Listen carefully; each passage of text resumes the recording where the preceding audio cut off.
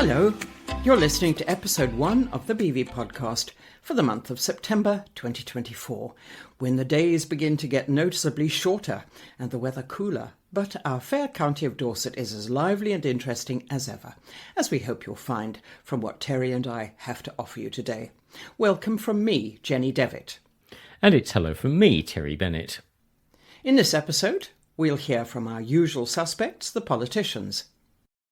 The North Dorset Green Party's Ken Huggins acknowledges laughter as being a good antidote to some of the depressing news that's so abundant at the moment, but reminds us of the need for serious debate when it comes to some of the big issues facing the country. We are what we eat, writes Gary Jackson of the North Dorset LibDems.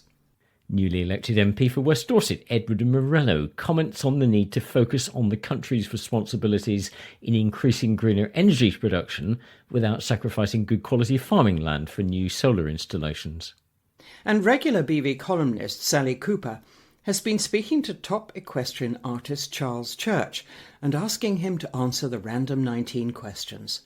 And Dorset Council leader Nick Ireland talks about the nature emergency announced in late July and what it means.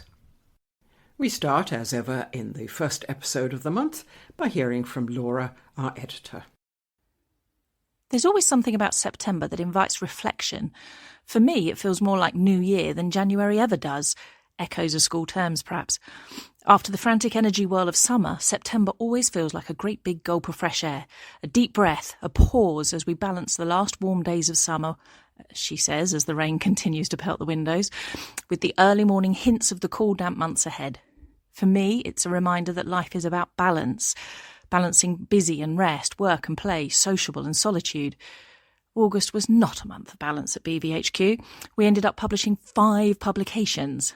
We've been working with the Gillingham and Shaftesbury Show, Claysmore Classic and Supercar Sunday, Dorset County Show, and we've also been frantically working on the soon-to-be-published Froome Agricultural Cheese Show magazine.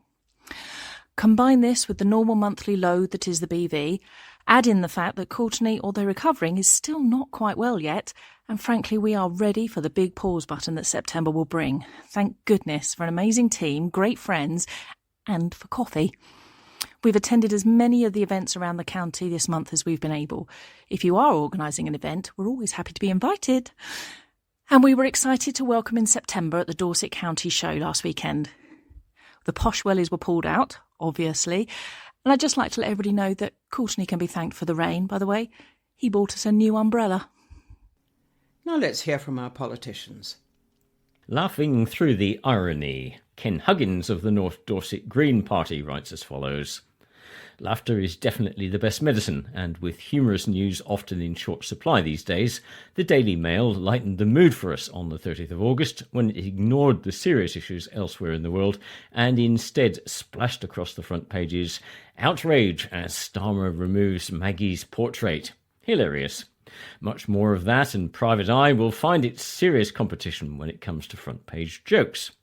Using humour rather more productively, a number of popular comedians have put their talents towards helping scientists get across the message about the increasingly urgent need for us to wake up and take action about climate change and the environment. Have a look through climatesciencebreakthrough.com, although a warning, it contains strong language. I imagine most people were pleased to see the law used to crack down quickly on the recent violent anti-immigrant demonstrations that were sparked partly by lies spread on anti-social media.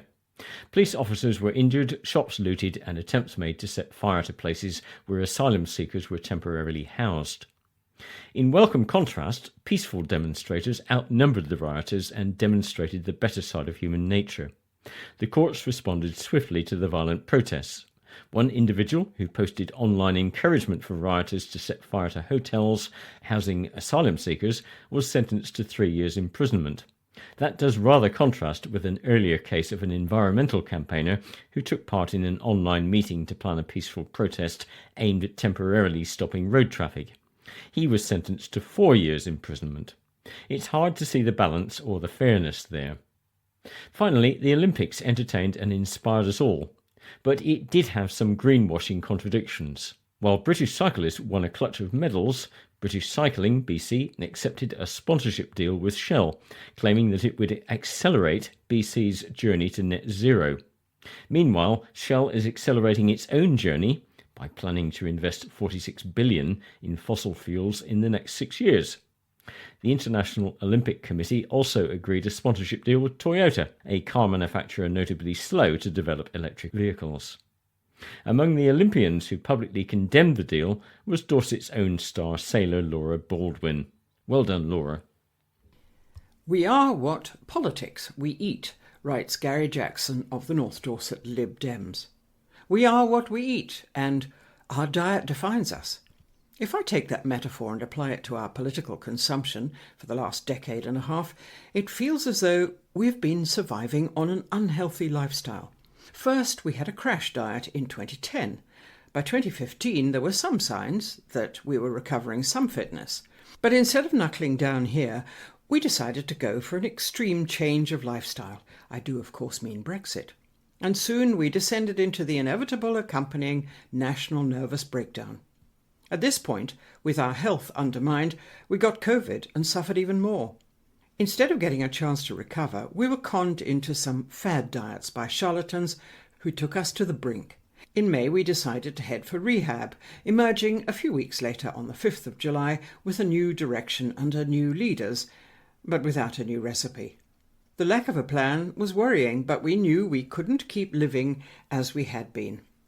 We had a feeling it would be hard, but now it seems that as well as a healthier diet, we must also pay more for the gym. And instead of those previous short-lived New Year resolutions, this time we must keep going to the gym most days, indefinitely. As a nation of highly processed chicken nugget eaters, we need some positivity if we're actually going to convert to oily fish, nuts and beans for the foreseeable future. In the last couple of weeks, it feels that instead of the promise of steadily improving health and wellness, our new Labour life coaches are offering thin gruel, cold showers and regular weigh-ins. Where is the encouragement? Where is the hope? The truth is that the new Labour dietitians want us to be absolutely clear who exactly is to blame for our current terrible health and lousy diet, and they won't stop ramming this message home until they're convinced we can repeat it in our sleep. Then, sometime next year, probably around the next comprehensive spending review in the spring, the plan will be revealed for how we'll get to long-term health and renewed national vim and vigour. I'm all for that, but in the meantime, please can we understand the recipe better? And what is in the meal plan? We need to feel that the better days aren't so far ahead that we lose heart and make us think about drifting back to the charlatans and their pot noodles. Could the Labour life coaches also listen to us rather than keep telling us how to live? I'm prepared to start the journey with salt in my porridge, but a realistic promise of there being a little honey in due course will make the experience far more palatable. That was Gary Jackson of the North Dorset LibDems. Pay the farmers for farming, writes newly elected MP for West Dorset, Edward Morello. My background, prior to entering politics, is in small-scale commercial rooftop solar, not the 50-megawatt utility-scale type project being proposed for near Bradford Abbas. However, many of the same fundamentals apply. If we are to avoid the worst ravages of the impending climate crisis, we need to rapidly decarbonise energy generation. That inevitably means more renewable energy in all its forms.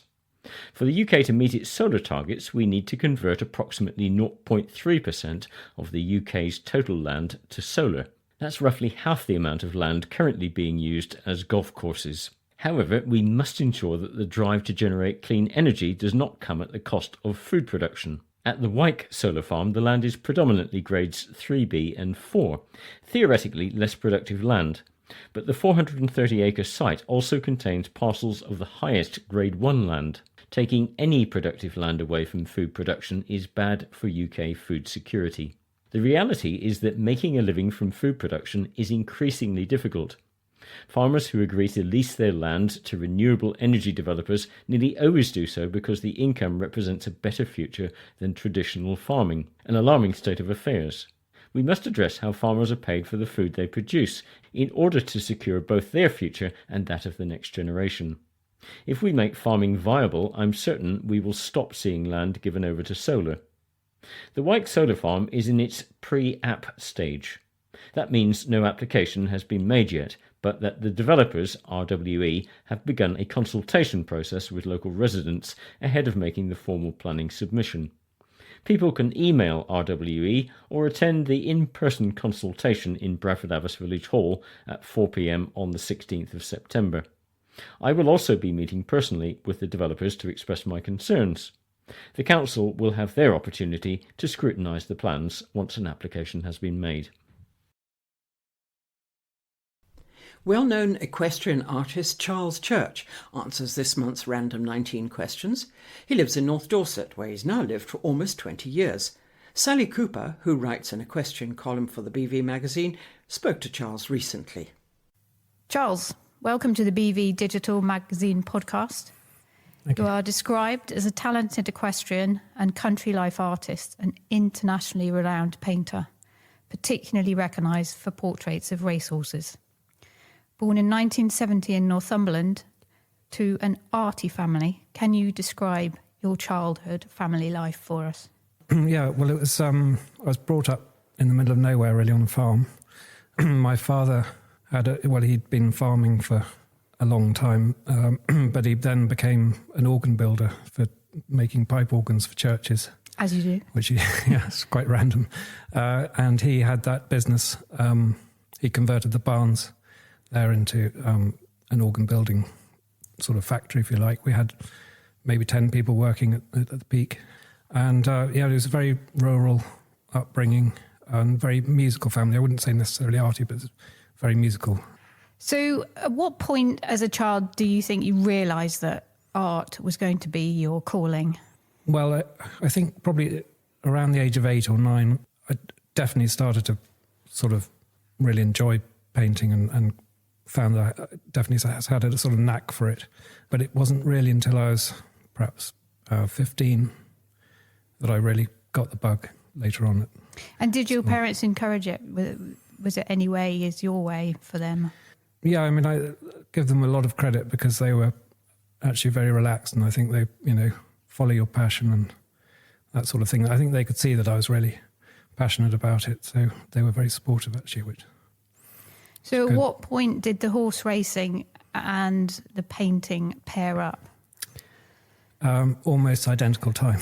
Really? Yeah, so I sort of got hooked on racing at school. I went to a boarding school in Northamptonshire. Right. And I had a betting office right next to the house, which I used to scoot across in the afternoons and watch the racing in between lessons or whatever. And so that was at about the age of 15, and so I had a great interest in that. And then just at the same time, I took up painting more seriously and sort of got involved in that. And I started painting horses. That was just the first thing I wanted to paint, and I just literally just kept painting them. So did you do art A-level? Yeah. But I got an E. Oh. So. What did your school report say? Well, I won the art prize at school, so it wasn't like I wasn't good at art. It was the number of sort of factors that mainly painting the wrong subject. Well, it's a long story. It was the A level was 300 points, I think it was, and there was 100 points was art history, and I had a very bad art history teacher. And then 100 was a subject, and they gave you a random title, and I ended up painting a racing scene, so it had absolutely nothing to do with the title, so I probably got zero for that. The third was the life drawing, which the whole other story is very funny, but that went badly wrong for everyone, and the model got up and left halfway through. So, it didn't really work out. Has your school kept in touch with you? Are they proud of their association with your betting office stories? No, not really, no. No, I ought to go back really and see them, but no, I haven't really been in touch at all with them. Yeah. So after school, what led you to Florence and the decision that this really was going to be a career? Well, so from school, I got into Newcastle to do a 1-year foundation course, which is a sort of standard thing to do from art school. And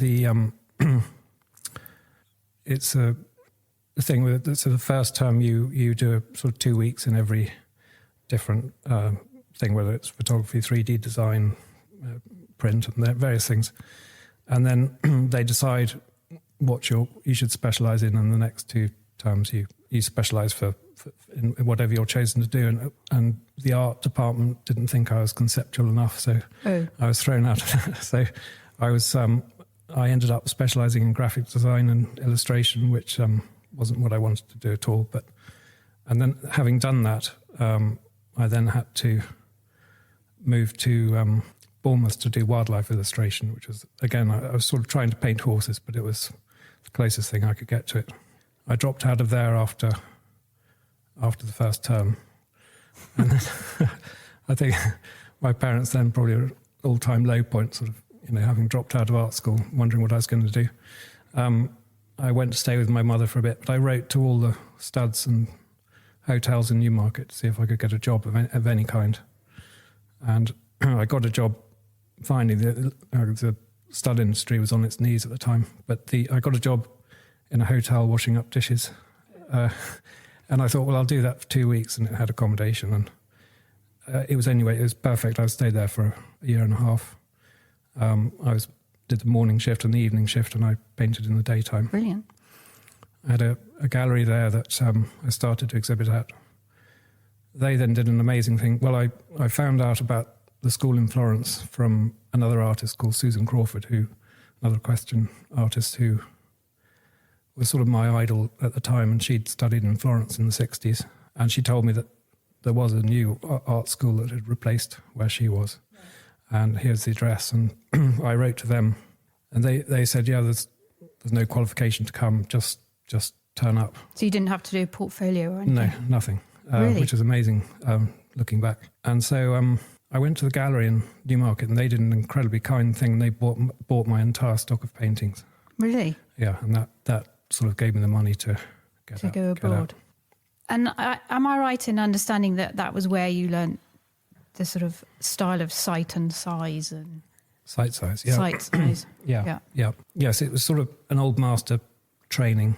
Sight size is it's, without being too long-winded, but it's a way of painting something from life that you paint to the same scale that you see it. So you set up your easel in such a way that whatever you're painting appears at the same size on your canvas. And it was invented by Leonardo da Vinci. And a well-known person. Yeah. And actually it was used, and that sort of training carried on for generations right until about 1800, 1850, and then it sort of got lost. And just a tiny thread of a few people that knew about it kept it going, and it sort of started to re-emerge. And actually my teacher, together with, when he set up the school with another guy, and they had a big falling out actually, but the other guy set up another school called the Florence Academy. And between them and a few others, it's risen right up again. So it's there's a lot more still prevalent. Yeah. Classical realism. Yeah. So you described that when you were younger, you painted from life, and nowadays you record it more. How did that process evolve? Yeah, well, so from Florence, obviously, in our training, we were working entirely from life. And I came back. I mean, it is the best way to paint if you can. And I came back thinking, right, well, I'm just determined to go and paint everything from life. And so when I got a commission to paint a hunter, I'd go and stay with the people for 3 weeks.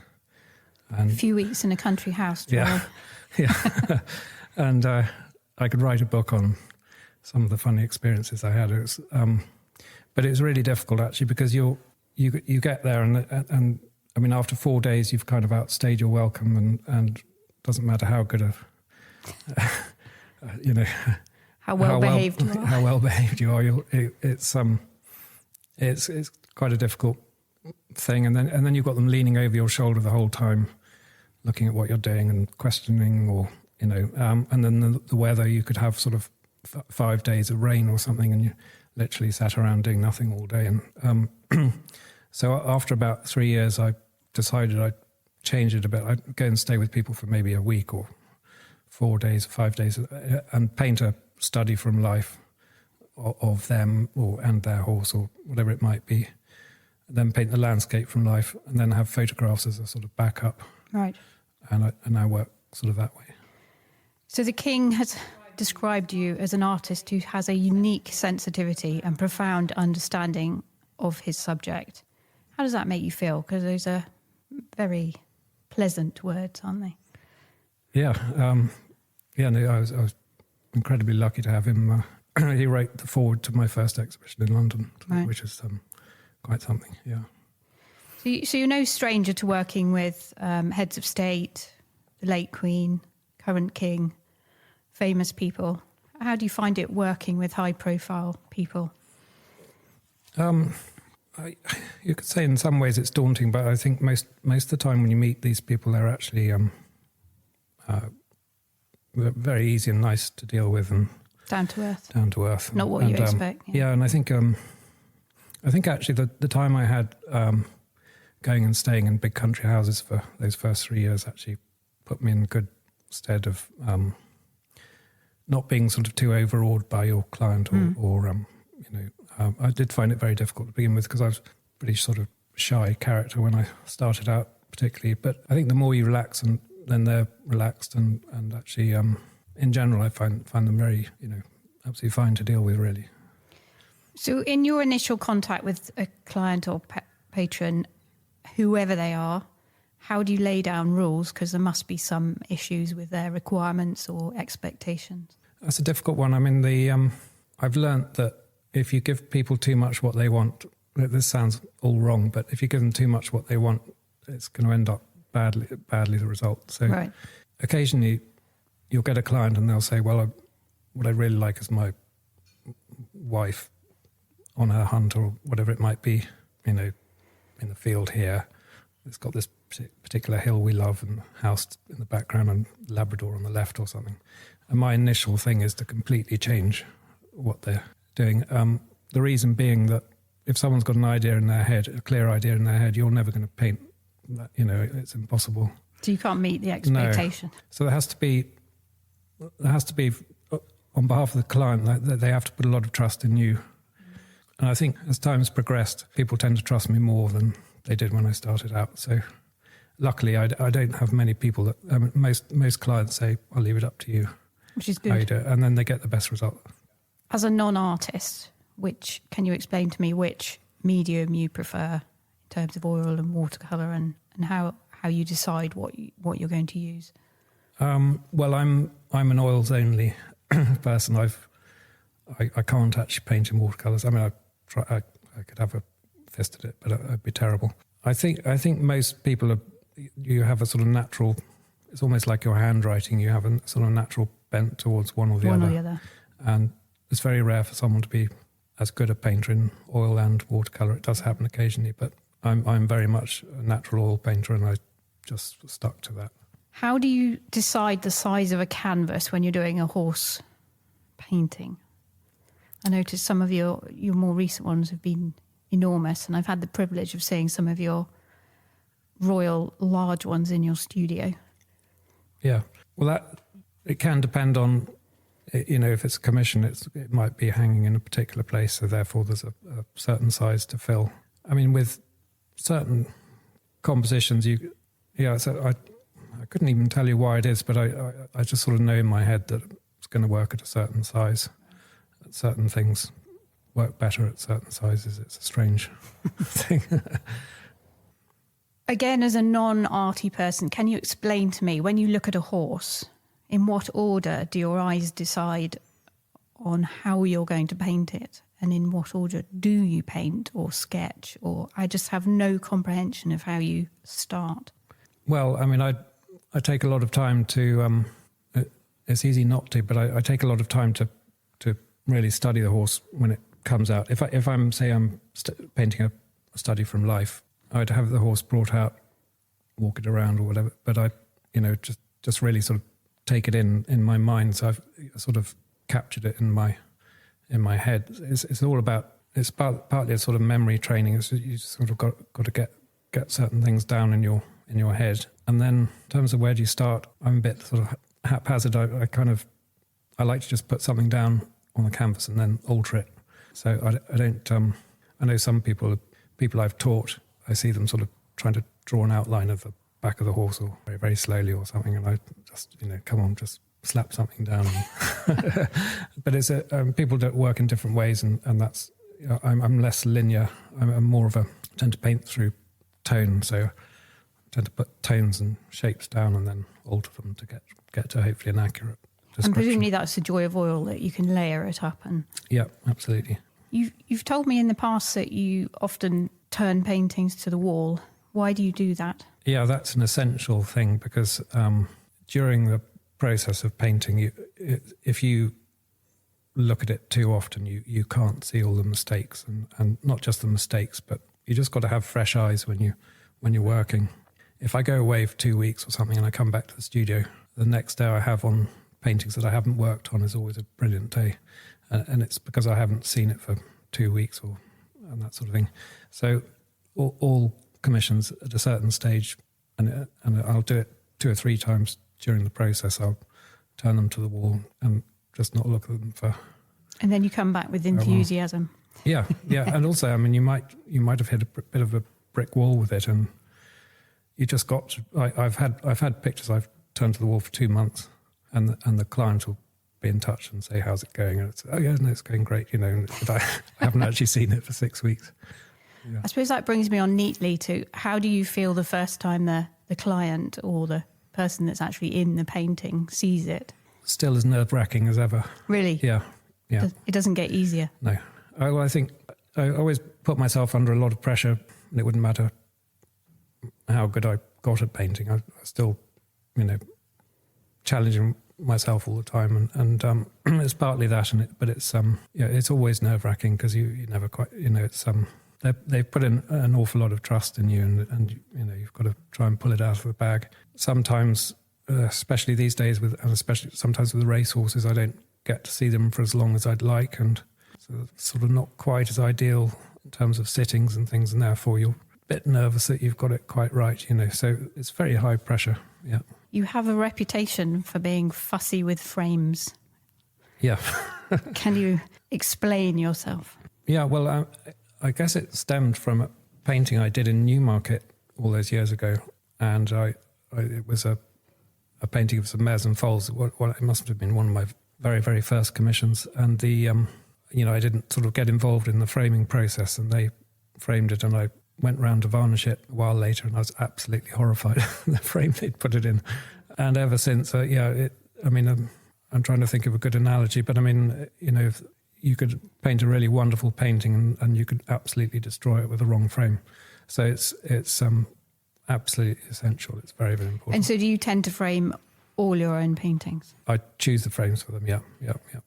Coming forward to nearer to the present day, in 2023, the new Queen unveiled your large work, the John Holliday Beaver Huntsman, in the Newmarket Museum, and it's hanging with masterpieces, I think, like Stubbs.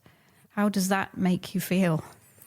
It was pretty surreal, her unveiling it last year. And yes, it's amazing, really. The museum there, well, it's moved to the Palace House, where they have the British Sporting Art Trust now, where it's hanging. But there used to be a museum in the middle of the town.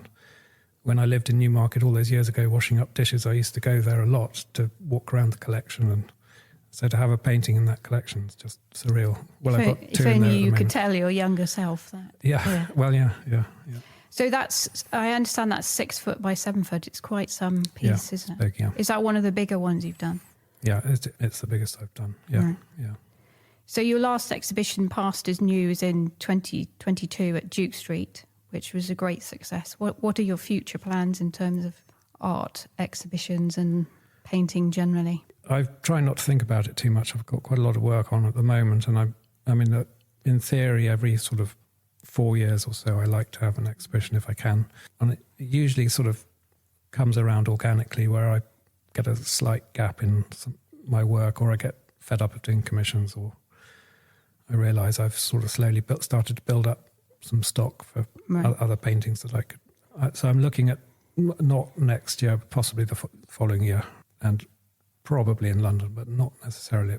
So I understand this year that you are the official artist at the Del Mar Cup, San Diego? The Breeders' Cup. Yeah. Yep. So that's in the USA in November. Yeah. Are you finding that there's more of an opening in the American market than there was? Yes, well, it's been a conscious thing. The last 6 years, maybe, I've gone over to the States more to do more and more work there. I really enjoy working for the Americans. Great fun going there.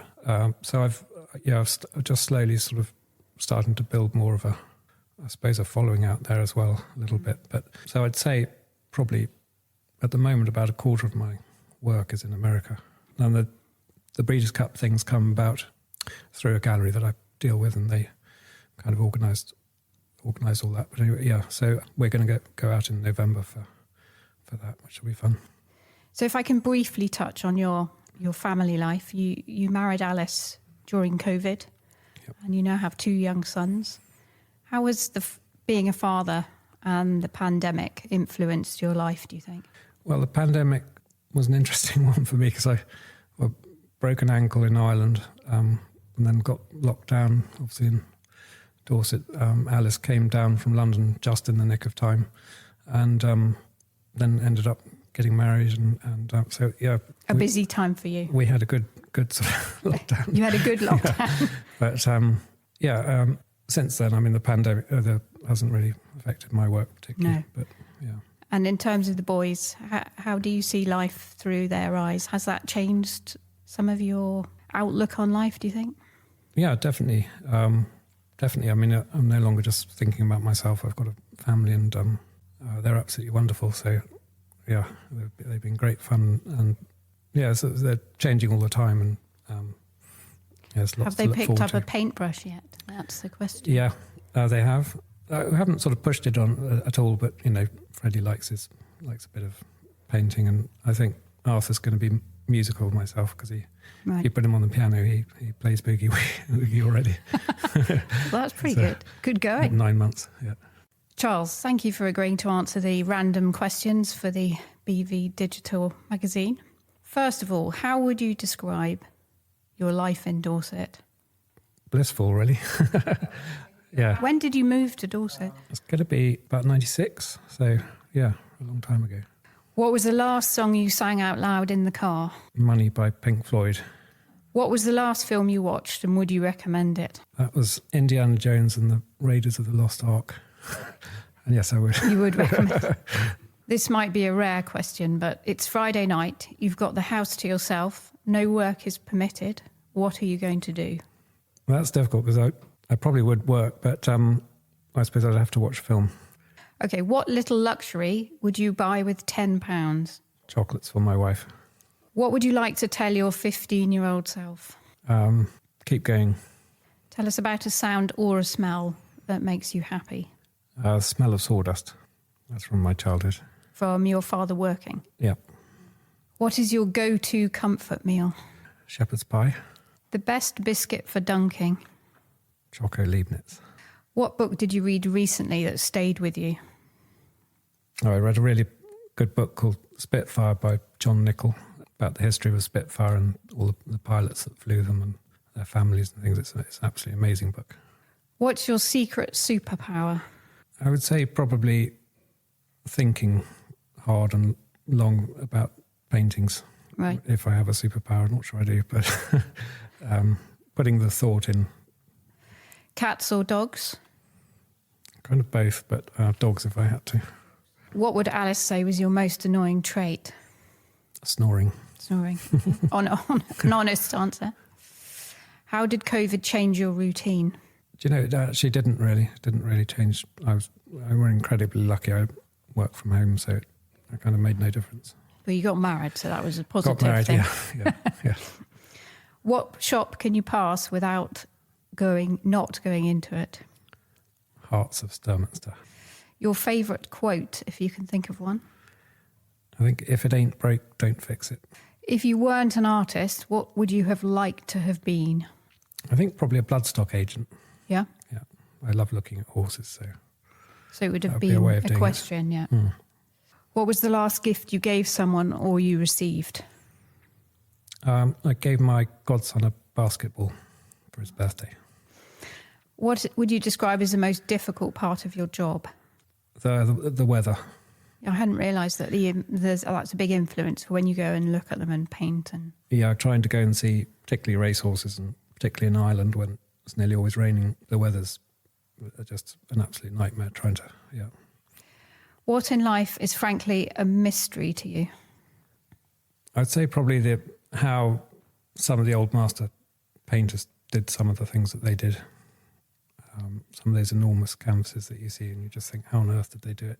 Because they are complex, or just because they didn't have the insight that we have these days?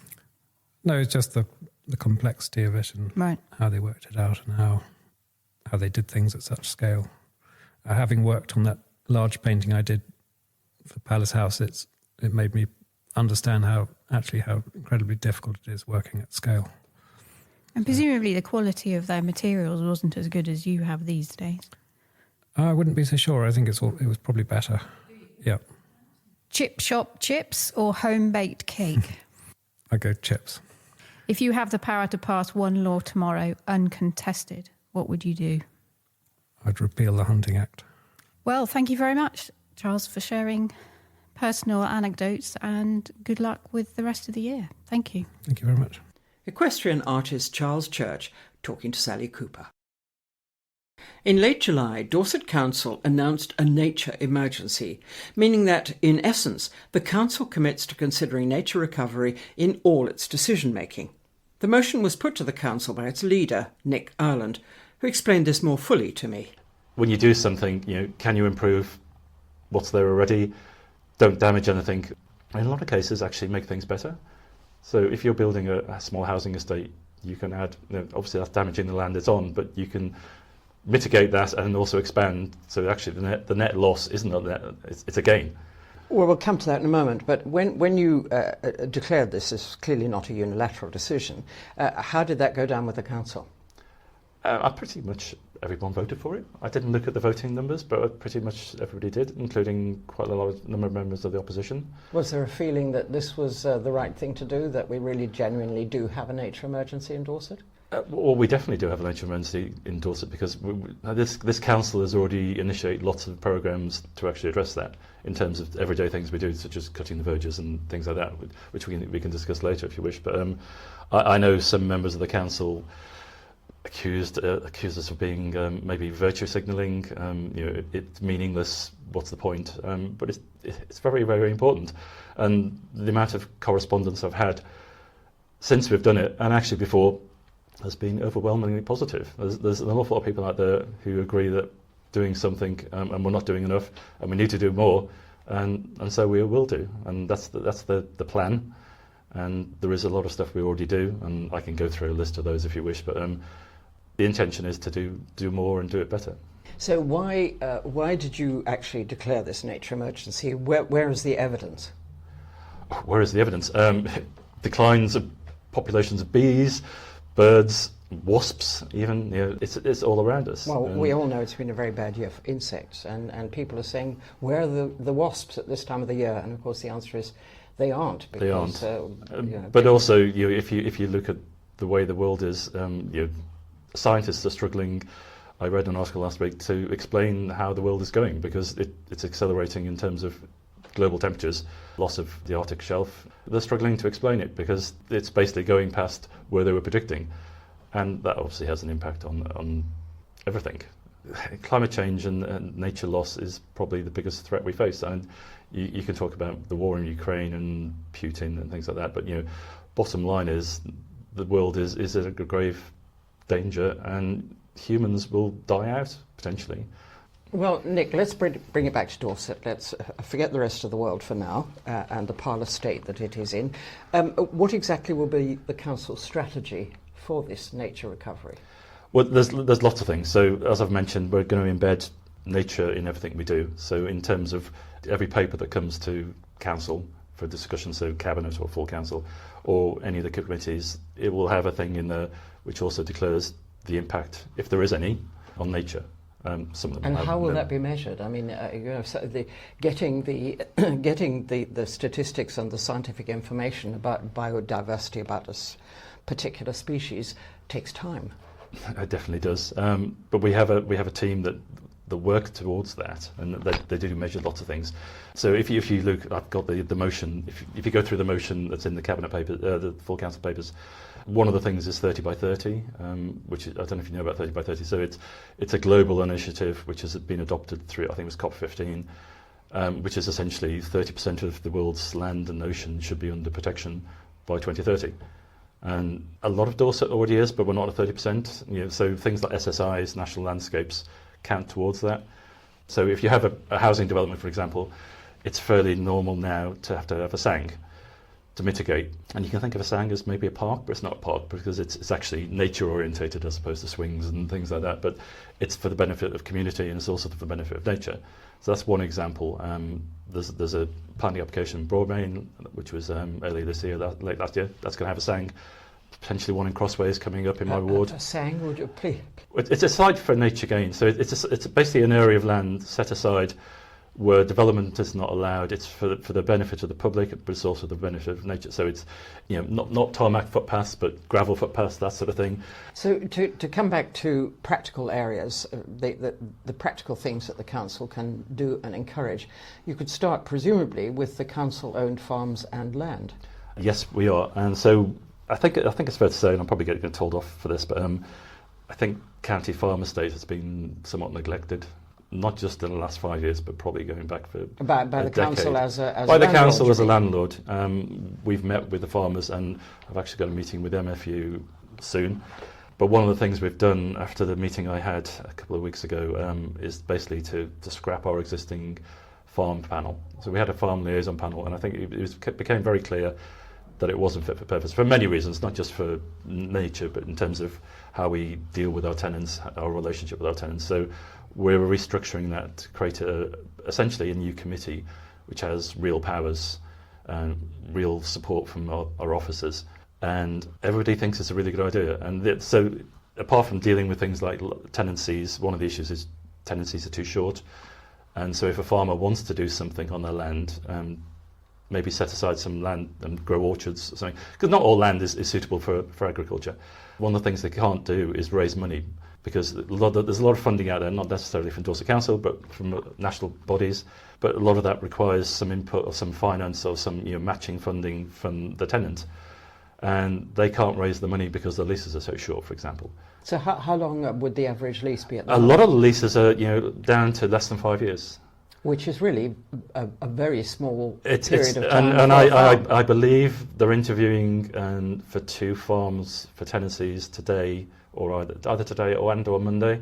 And despite our best efforts, one of the farms is actually still 5 years. It's in a really poor state, and there are concerns about whether anybody will take it on. I suspect they probably won't, because but we can support them. So the plan is to have a far better and hands-on approach with farmers, to encourage them to install solar panels on the buildings. Well, so far all of this sounds like projects, things that are kind of there on paper. How are you actually going to implement these and things, and how quickly? Well, a lot of things... Because if it is an emergency, that implies that we've got to do it now. Well, we are doing it now already. So we've improved over 1 million square metres of roadside verges, for example. There's been a lot of bad press about roadside verges. The bad press usually comes from articles, but actually, if you look at the comments and you look at the emails that we get sent, actually the vast majority of people are in favour of it. So, for example, we don't cut it as often, but when we do cut them, we take the stuff away, because if you leave the cuttings there, it basically puts nutrients back into the land. So the idea is to help Dorset Council manage its budgets by not having to cut it as often. We're honest about that. Our budgets are constrained, and our highways budget specifically, a lot of it is purely safety related now, rather than general maintenance. Our budgets are really tight. So by cutting the verges, sowing wildflower seeds, and taking the stuff away, the verges are a lot better. And we've won some awards for it, and it's been copied throughout the country. You will get the people who go, well, the council's not taking care, and when I drive down the Leaf Road, there's all this grass on the left. So how do you publicise the fact that the reasons why this policy is being implemented? Well, we've publicised it many times. I'm looking to my colleague Fiona here, but who works in comms, but we've publicised it many times, and there's lots of articles out there how we do it. There's probably a page on our website that explains why. There is one thing, you're talking about what we used to refer to as weeds, and many people still do, and grass verges, but there is the problem of the ongoing use of that really highly damaging chemical glyphosate. Is the council planning on banning that? Ideally, we'd like to ban it. I had many conversations before we passed the nature emergency motion with our green space colleagues. The bottom line is that it's extremely difficult right now in some circumstances to remove use of it, because we have basically responsibilities for some SSIs, for example, where they're an invasive species and we have to get rid of them. So we have to manage the SSIs. It's pretty impossible, other than throwing 100 people at something and spending days basically weeding, to get rid of things like Japanese knotweed. I think ragwort is another one. You have to use something like glyphosate. I think glyphosate isn't safe in general. The evidence out there is that it's not a great thing to use.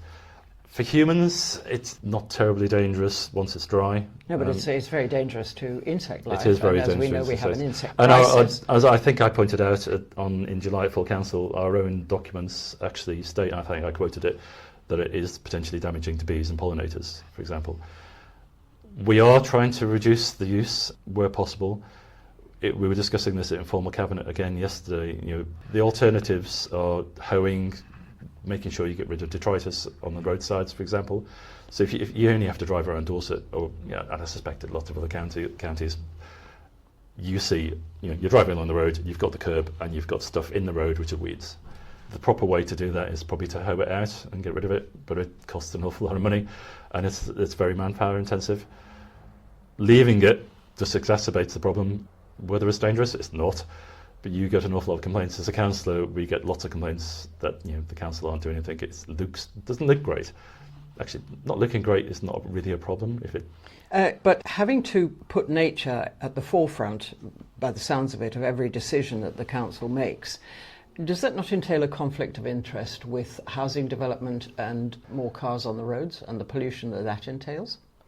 Not sure what cars, I'll think about that in a minute, but it certainly doesn't with planning. So basically every planning application now has to have a biodiversity statement, so you're not allowed to damage nature essentially in any planning application, and ideally you should be evidencing that you're actually going to improve the situation. So again, it goes back to SANGs and things like that, providing green space around the area. So that is already embedded in our planning application process. Cars aren't going to go away, unfortunately, much as our whole 20th century and 21st century lifestyle. But more cars and more housing development means more cars, and therefore more conflict with nature, if you like. Our population is fairly static, and you could argue without immigration it's actually declining. Well, in fact it is. So our birth rate is below replacement rate. You're talking nationally, aren't you? I'm not just talking nationally, I'm talking about Dorset. So in terms of Dorset, our population in terms of demographics is altering considerably. It's skewing rapidly towards over 65s, which brings with it a lot of other challenges and also opportunities. But I think the current numbers are roughly around about 29% of Dorset is over 65, and the forecast, I think, by the end of this decade is around about 33-34%, and that's only 6 years away. And yet our birth rate is falling. The national UK birth rate, I think, is 1.4. You need to be around about 2.1-ish to actually replace or keep your population stable. So, less children are being born. That creates issues not just for local councils, but also nationally, because, you need people to work to pay the taxes, which pays people's pensions.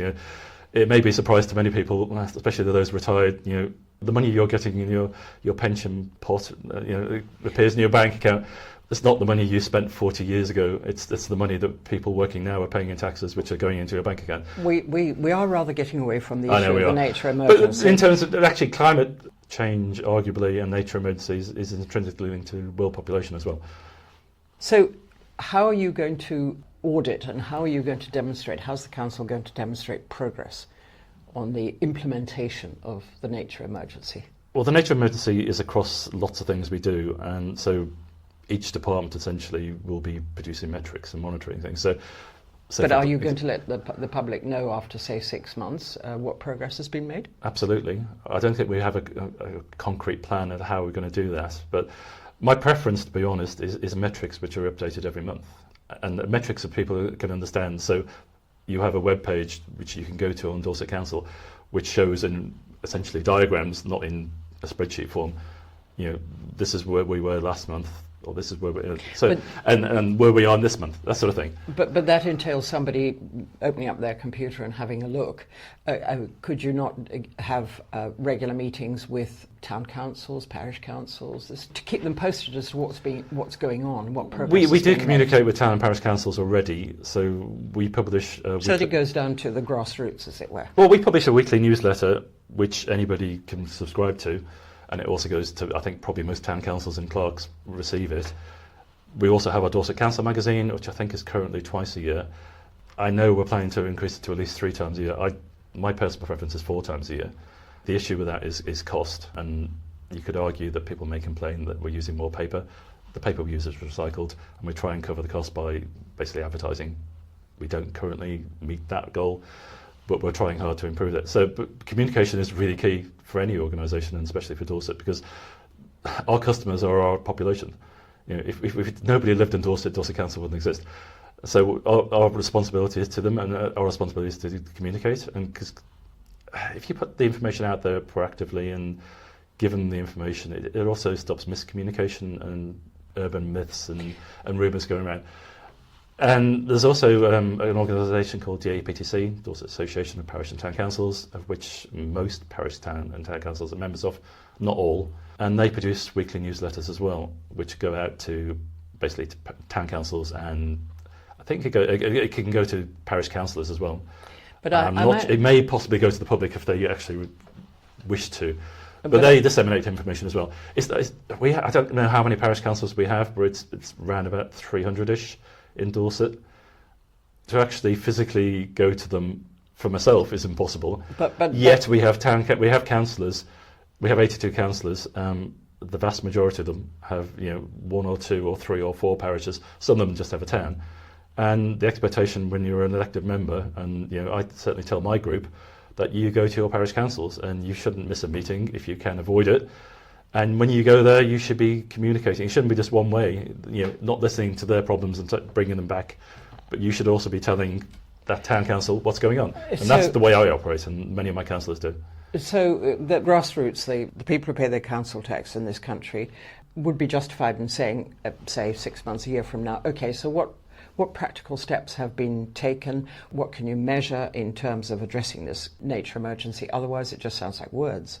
I agree, and I'll commit here now to the very latest on the anniversary of Declaration of Nature Emergency. So some date in July next year, we'll publish a progress report, and this is where we were, and this is where we are now.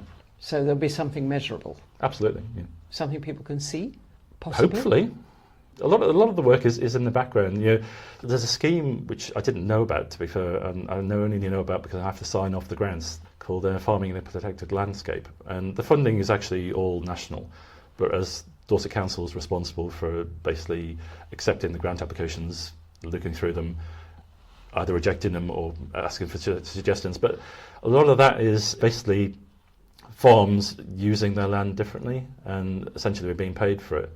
It's not the same as ELMS, which is basically the replacement for the EU farming subsidies. And I think, as a Liberal Democrat, I was completely against Brexit, and I still am. But one of the few benefits of Brexit, I think, and it's really worked well, is actually how we've funded our farms nationally. Essentially, it's moved from how much land you use and what you produce to actually what you do with your land. And it's been basically a focus on nature. And so setting aside, don't mow the whole 100% of your field, leave a decent margin along the sides to allow nature and birds to nest, for example. I think nationally it's a bit unclear of what the Labour government are going to do. I sincerely hope they not only keep it but increase the funding, because that's not only supports our farmers to actually produce the food we want, but also protect nature. So that's one example, and farming protected landscape is a small subset of that, which is separate pot of funding, and there tend to be small projects, 10k to 50k. A lot of that is orchards, a lot of that is changing the way rivers are used, so it's basically flood mitigation. So there are examples north of Bridport, for example, in the River Brit, where the farmers are making changes which will reduce the chances of Bridport flooding, essentially, by introducing things like beavers. And allowing beavers to dam rivers, and the beavers are busy introducing themselves. So I've heard it's good projects like that, and they should be encouraged. Unfortunately, farming protected landscape is also a national project, and I believe the funding runs out in March next year. And Dorset Council certainly are pushing for it to be extended, because it does a lot of good. But again, it's down to what Labour are going to do. They keep saying there's no money out there. There's lots of money out there. It's how you use it, I think. It would be my advice to Keir Starmer. I'm not sure he's going to listen to me. Nick Ireland, Dorset Council leader.